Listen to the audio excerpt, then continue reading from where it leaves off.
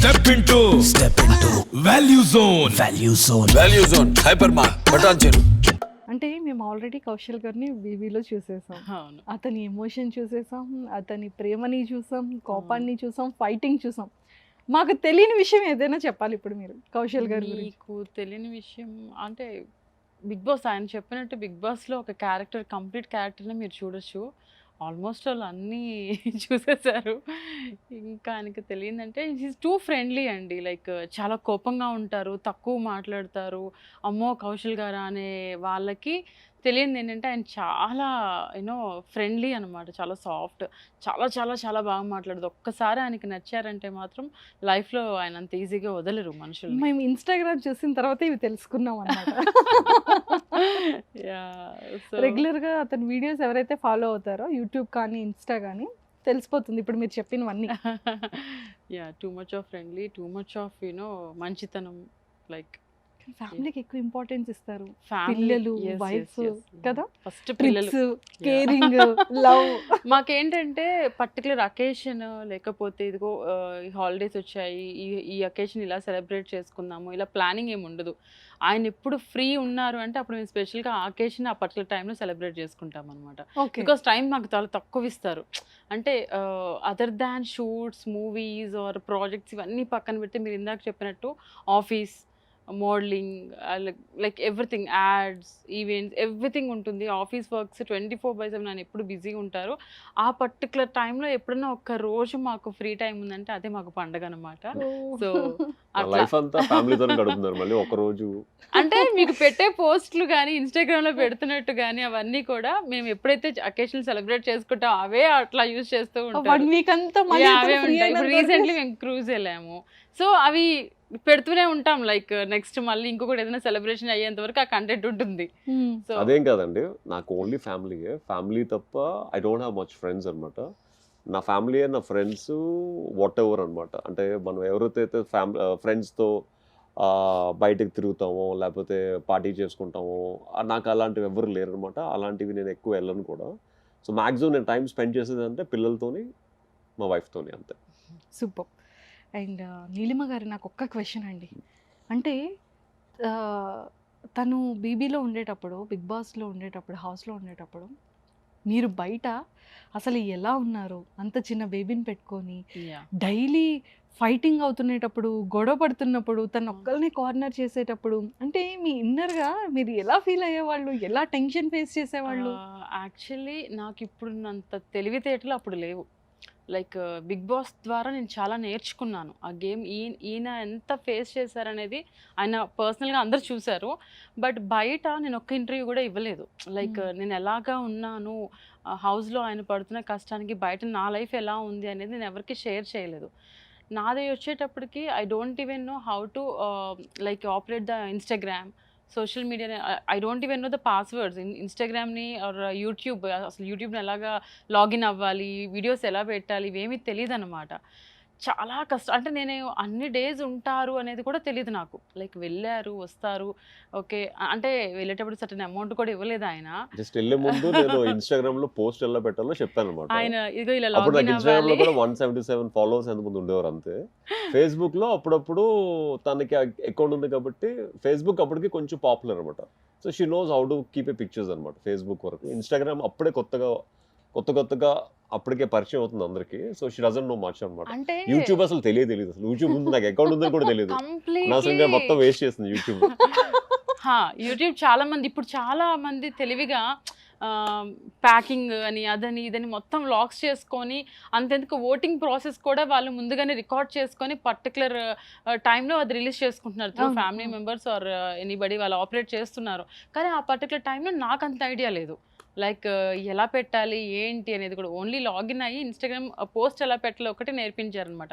So financially కానివ్వండి, relatives wise కానివ్వండి, public wise కానివ్వండి, ట్రోల్స్ కానివ్వండి, లేకపోతే గేమ్ వైజ్ కానివ్వండి, అండ్ ఇక్కడ ఇద్దరు చిన్నపిల్లలు, స్కూల్స్, ఒకటి కాదు ఒక్కదాన్ని. ఎవ్రీ వీక్ నాకు ఆ ప్రాసెస్ కూడా తెలీదు. వీకెండ్ వస్తే మనం మంచి కాస్ట్యూమ్స్ పంపించాలి.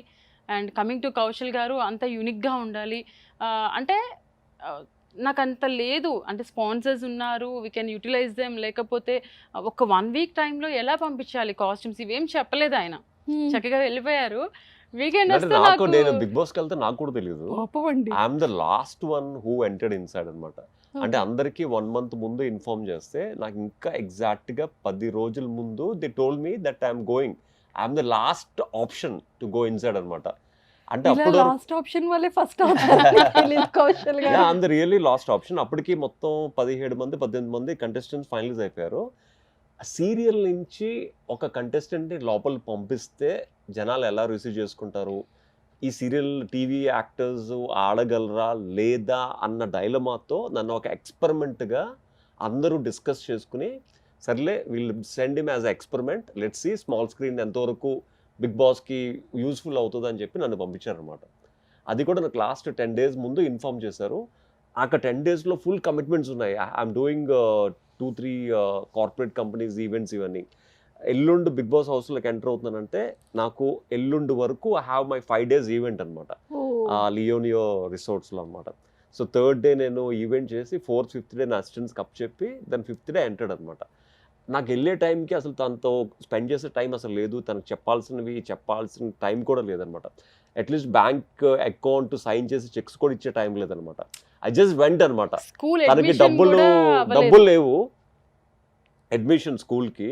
So she has to pay to the school అనమాట. బ్యాంక్ వెళ్ళి అడిగితే కౌశల్ గారు సిగ్నేచర్ లేదు కదా, వి కాంట్ అంటే గివ్ అని చెప్పారు. అక్కడ బ్యాంక్ వెళ్ళి అడిగితే అక్కడ ప్రాసెస్ ఏంటి, నా సిగ్నేచర్ కానీ చెక్స్ కానీ అట్లీస్ట్ మెయిల్ త్రూ కానీ ఒక కన్ఫర్మేషన్ లేదా ఒక అథారిటీ నాకు ఇస్తున్నట్టు కానీ సంథింగ్ ఉండాలి. దెర్ ఈస్ నథింగ్ అనమాట. అయితే ఎలా ప్రొసీడ్ అనమాట. సో యూ డోంట్ బిలీవ్, నేను బాగా క్లోజ్ ఫ్రెండ్స్ అంటే ఇంకా నైబర్స్లో కానీ అంటే అంత పెద్దగా ఎవరితో మాట్లాడను. ఫస్ట్ టైం చెప్తున్నాను, లైక్ నేను ఇంకా వీకెండ్ వస్తుంది, కాస్ట్యూమ్స్ పంపించాలి, ఏం చేయాలి, అమౌంట్ లేదు, ఓకే స్కూల్స్ ఇవన్నీ అంటే ఫైన్ చూద్దాం. వీకెండ్ వచ్చేటప్పటికి కాస్ట్యూమ్స్ ఇస్ మ్యాండటరీ. వేరే వాళ్ళని అడిగి అమౌంట్ తీసుకొని తర్వాత షాపింగ్ చేసి, ఏదైతే స్కూల్ టీచర్ ఉన్నారో ఆ స్కూల్ టీచర్ షీ హెల్ప్ అనమాట. She gave around 1 lakh rupees.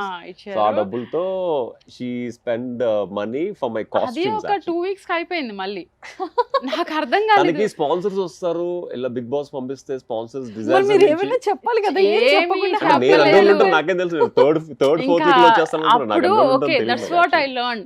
ఇంక ఇలా కాదు, అమౌంట్ ఇలా అయిపోతుంది, ఏంటి ఏం చేయాలి, ఇంక ఇలా కాదని చెప్పేసి దెన్ ఐ స్టార్టెడ్. ఇంకా నేను గూగుల్ చూసి ఓకే నెక్స్ట్ వీక్కి ముందుగానే ప్రిపేర్ చేద్దామని చెప్పి గూగుల్ నుంచి మంచి ప్యాటర్న్స్, ఫ్యాబ్రిక్, కలర్ కాంబినేషన్స్ అంతా నైట్ అంతా ప్రిపేర్ చేసుకొని దిల్సుఖ్ నగర్లో ఉన్న అకేషన్స్ అని ఒక వాళ్ళని కాంటాక్ట్ అయ్యి వాళ్ళకి పంపించి, అంటే ఇట్లా నేను కౌశల్ గారి వైఫ్ని, ఐ వాంట్ దీస్ ఈ ప్యాటర్న్స్ కావాలి, కౌశల్ గారికి ఇలా అనుకుంటున్నానంటే ఆయన కూడా నేను ఇచ్చిన ఐడియాస్కి ఆయన స్టిచ్చింగ్ చేసి మొత్తం నాకు వెన్స్డే కల్లా ఇచ్చేసేవారు అనమాట. నేను మండే చెప్తే వెన్స్డేకి వచ్చేసేవి. ఆ వెన్స్డే కాస్ట్యూమ్స్ అన్ని తీసుకొని ఒక 2 options పంపించేసేదాన్ని.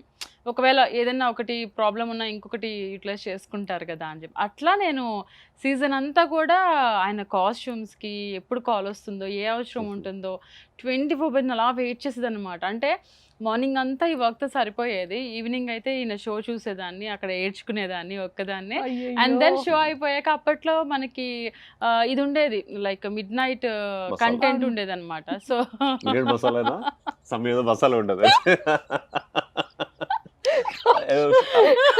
ఐ థింక్ హాట్స్టార్ లో ఏదో సమ్ మసాలా వచ్చేది, Bigg Boss masala, midnight masala something. Okay, so మా సీజన్ లో మసాలా చాలా ఎక్కువ అండి. 11:30కి స్టార్ట్ అవుతుంది, 11:30కి స్టార్ట్ అవుతుంది అది. సో అక్కడ చూసేదాన్ని. అక్కడ నేను చూసినప్పుడు ఆయన ఏమన్నా ఇలా అనుకుంటున్నారు అనుకో, ఓకే చలేస్తుందేమో పాప ఆయనకి, చలేస్తుందని చెప్పి నెక్స్ట్ వీక్ నెక్స్ట్ డే మళ్ళీ కోఆర్డినేటర్ అక్కడ ఎవరైతే ఉన్నారో పాప ఆయన హాట్స్టార్ లో చూశాను, నేను అన్సీన్ లో చూశాను, ఆయనకి చలేస్తుంది, మీరు మాకేమీ ఇన్ఫర్మేషన్ ఇవ్వట్లేదు అని చెప్పి మళ్ళీ బల్క్ ఆఫ్ స్వెటర్స్ పంపించేదాన్ని. ఆయన కరెక్ట్గా ఉన్నారా, చెప్పల్స్ వేసుకున్నారా, ఎలా ఉన్నారు ఏంటి అంటే ఇంకా నేను ఎడిక్టెడ్ అనమాట. ఆయన అడగలేకపోతున్నా అంటే గేమ్ వైజ్ నుంచి ఒక ప్రెషర్ ఉంది. అదర్ దాన్ గేమ్ ఆయనకి అసలు ఏం అవసరాలు ఉన్నాయి. ఇప్పుడు చాలామందికి హౌస్ నుంచి గిఫ్ట్స్ అని అవన్నీ ఉన్నాయి, నాకు ఏ కాల్స్ లేవన్నమాట. లిటరల్గా వెయిట్ చేస్తూ ఉండేదాన్ని ఆయన కాల్స్ ఏమైనా వస్తాయేమో అట్లా ఛానల్ నుంచి. బట్ యాజ్ యూ సెడ్ అదొక పెద్ద స్ట్రగుల్. అది ఎవరు అంటే మోస్ట్ ప్రాబబ్లీ ఇప్పుడున్న కంటెస్టెంట్ ఫ్యామిలీ మెంబర్స్కి ఉంటుందేమో, నాకు ఎక్కువ ఉంది ఆ టైంలో. పిల్లలు చిన్న పిల్లలు, సోషల్ మీడియా ఇంత లేదు. అప్పటికి ప్యాటర్న్ ఎలా ఉంటుంది ఏంటి అని ఫస్ట్ అంటే సీజన్ ఫస్ట్ కి ఏదో సీజన్ తెలుసు తప్ప పూణేలో అయింది కదా, సో సెకండ్ సీజన్ అప్పుడు పెద్దగా ఎవరికి తెలియదు అనమాట, తెలీదు. లోను వాళ్ళలో అయ్యడం. Second season second Annapurna season నుంచి స్టార్ట్ అయింది. హైదరాబాద్ లో అయింది కాబట్టి లోకల్ గా అవుతే లోకల్ ఫ్యామిలీస్ కి ఇంత స్ట్రగుల్ అవ్వాలని చెప్పి అప్పటి నుంచి స్టార్ట్ అయింది. Yes. ఫస్ట్ సీజన్ కి ఫ్యామిలీస్ నుంచి బట్టలు గిట్లే ఉండేది కాదు, వాళ్ళు ఏవి తీసుకెళ్లేవారు అవే వేసుకునేవారు. సో సెకండ్ సీజన్ లోకల్ కాబట్టి వీళ్ళు ప్రతి సాటర్డే సండేకి they have opportunity to send designer costumes అనమాట. అది మా సీజన్ నుంచి అనే ఎక్స్పెరిమెంట్స్ అనమాట. సో ఆవిడ కొంచెం సో కొత్తగా ఈయన ఉంది. నమ్మలేదు కాస్ట్యూమ్స్ నేనే డిజైన్ చేస్తున్నాను నేనే ఆ, మీరు అని ఎలా లాస్ట్ surprise అయ్యేవాళ్ళు వీకెండ్ కి వచ్చేసేటప్పటికి 2 అంటే కాస్ట్యూమ్స్ నాకు కొన్ని కాస్ట్యూమ్స్ మీద లేబుల్ ఉండేది. సరే ఈ డిజైనర్ పంపించేవాడు, థ్యాంక్స్ రా బాబు అట్లీస్ట్ కొంచెం మంచి కాస్ట్యూమ్స్ పంపించా, నీకు రుణపడి ఉంటానని చెప్పి మనసులో అనుకునేవాడిని. కొన్ని కాస్ట్యూమ్స్ మీద పేర్లు ఉండేవి కదనమాట. సో పేర్లు ఉండకపోతే ఇది ఎవరు చేస్తుంటారు, మావిడే చేస్తుంది అండి కొంప తీసి అని చెప్పి అదొక డౌట్ అనమాట. అంటే ఈయన వెళ్ళేటప్పుడు నీలిమా ఇస్ అంటే డిఫరెంట్, ఆయన నాకేంటంటే వచ్చిన తర్వాత నీలిమా ఇస్ డిఫరెంట్.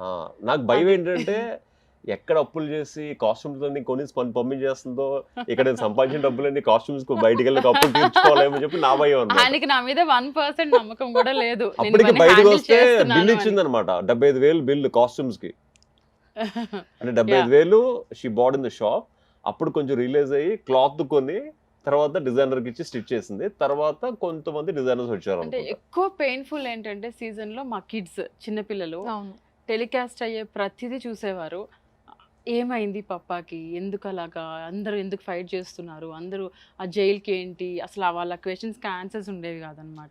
పప్పా కంట్లో ఎందుకు పసుపు కొడుతున్నారు, ఇలాంటి పేస్ట్ ఎందుకు క్వశ్చన్స్ పెడుతున్నారు, ఏంటంటే పప్పా ఎందుకు ఏడుస్తున్నారు, అలాంటి క్వశ్చన్స్ కి తిని ఏడ్చేది అనమాట ఆ, బయట.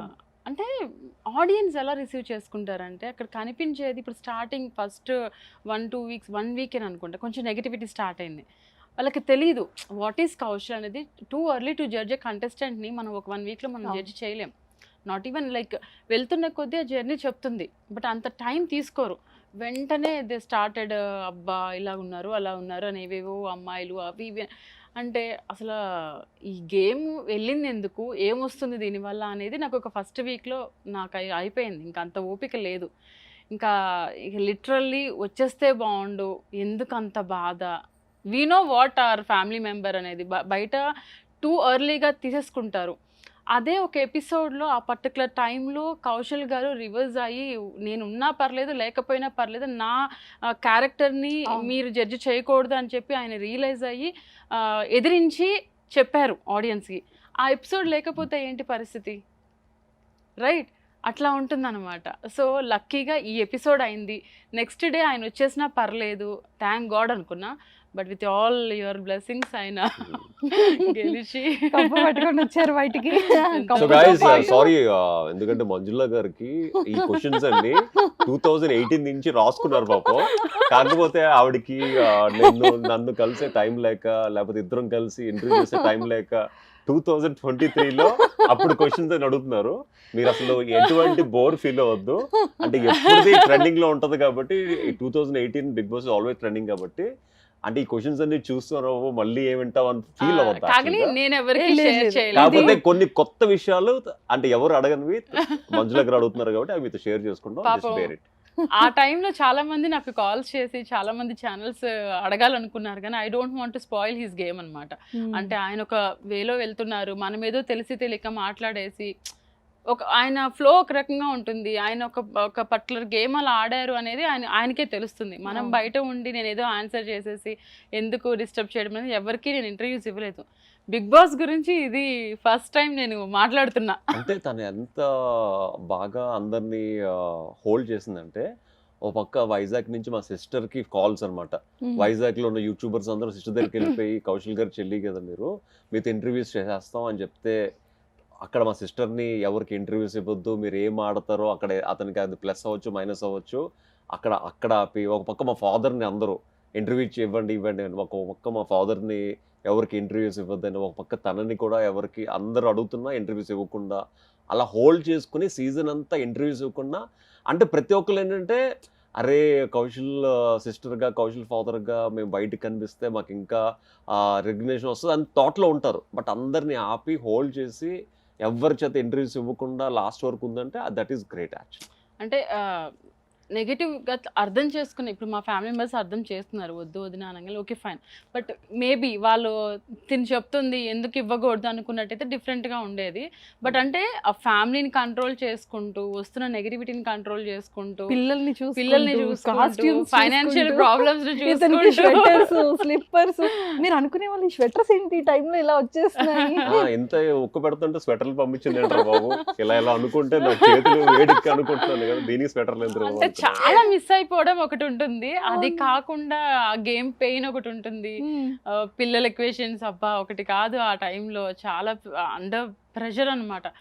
ఎప్పుడెప్పుడు పిల్లలకి కొంచెం తీసుకెళ్ళి అన్నపూర్ణ స్టూడియోస్ దగ్గర ఆ సెట్ ముందు కొంచెం గ్యాప్ ఉంటుంది కదా, ఏరియా ఉంటుంది కదా, అక్కడ కొంచెం సేపు వాళ్ళ నుంచి అదిగో పప్ప అక్కడ ఉన్నారని చెప్పి వాళ్ళని కొంచెం అలా తిప్పి తీసుకొచ్చేస్తూ ఉండేదాని అనమాట. అది కూడా బైక్ మీద పాపం. అప్పట్లో like I use to like bike ఉండేది, తర్వాత రికగ్నైజింగ్ అందరూ మీరు బైక్ మీద వెళ్తున్నారు నీలిమ గారు కదా అని అడగడము, అబ్బా వీళ్ళేంటి ఇంకా ఇంకా అప్పుడు అంటే కౌశల్ గారు అప్పటికి అందరూ తెలుసు, యాక్టర్, సీరియల్స్, ప్రాజెక్ట్స్ అవి చేశారు, బట్ నేను తెలీదు. బట్ దే యూస్ టు ఇంకా సెర్చ్ చేస్తారు కౌశల్ గారి వైఫ్ ఏంటి అని. నేను బాగా పోస్టులు పెట్టేదాన్ని, జరుగుతున్నది వేరు మీరు చూస్తున్నది వేరు, వాట్ కౌశల్ ఎగ్జాక్ట్లీ ఆయన గురించి నేను పోస్టులు. మోస్ట్ ఆఫ్ ద పీపుల్కి నీలిమ కౌశల్ అంటే త్రూ ఇన్స్టాగ్రామే తెలుసు. అబ్బాయి ఈరోజు నీలిమ గారు ఏం పోస్ట్ పెట్టారు, కౌశల్ గారి గేమ్ అయిపోయింది అంటే ఆ ఎపిసోడ్ అయిపోయిన తర్వాత ఎపిసోడ్ రిలేటెడ్ కంటే నేను పోస్ట్ పెట్టేదాన్ని అనమాట. సూపర్. సో అలా పరిచయం ఎక్కువ. బయటకు వచ్చిన తర్వాత మీరు బయటకు వచ్చిన తర్వాత కొన్ని రిలీజ్ అయ్యాను. యాక్చువల్గా బయటకు వచ్చిన తర్వాత కొంతమంది పిక్చర్లు ఉంటారు కదా ఏం తెలియని వాళ్ళు, మా ఆర్మీని పెయిడ్ ఆర్మీ నేను డబ్బులు ఇచ్చి లోపలికి వెళ్ళాను, అవన్నీ కొంచెం సిల్లీగా కొంతమంది బయటికి రూమర్స్ పెట్ చేశారనమాట. ఏమో నాకు అనిపించేది పిచ్చోళ్ళు కాబట్టి స్వెటర్ కొనుక్కోవడానికి డబ్బులు లేవు అంటే ఆవిడ ఇక్కడ అక్కడ అప్పులు చేసి కొని పంపించేది. వీళ్ళందరికీ డబ్బులు ఇచ్చి లోపలికి వెళ్ళాల్సిన అవసరం ఉంటే అసలు బిగ్ బాస్కి వెళ్ళడం దేనికి, హ్యాపీగా నేను బయట ఇన్ని సినిమాలు చేసుకోవచ్చు. కోట్ల మంది ఓట్లు వేస్తారు, అందరికీ డబ్బులు ఇచ్చే కెపాసిటీ ఉంటే why will I go to Bigg Boss? I don't understand actually. కొంతమంది సిల్లీ ఫెలోస్ ఉంటారు కదా, వాళ్ళకి ఇలా సిల్లీగానే సమాధానం చెప్పాలి.